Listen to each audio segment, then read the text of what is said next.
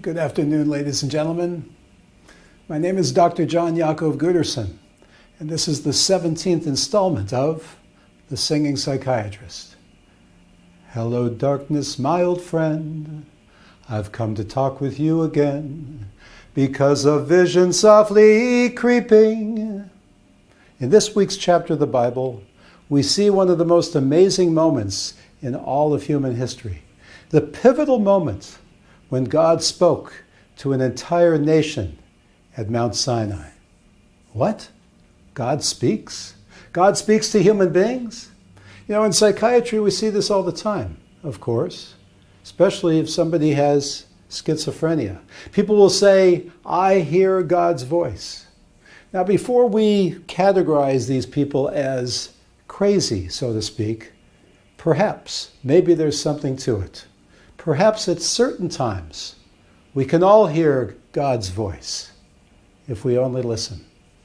For example, maybe you're driving in your car, it's the morning time, and you're thinking about your cup of coffee, your donut, how much money you're going to make today, when suddenly you get struck by a certain thought, something more profound, something more meaningful, something more holy, so to speak.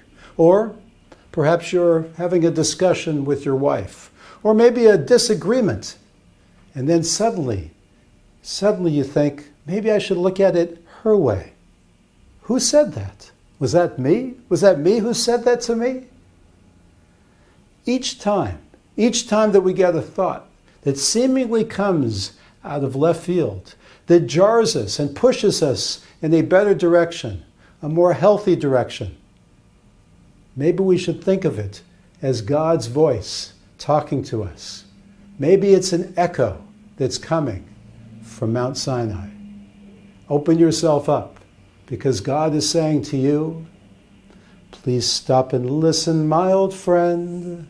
I've come to talk with you again.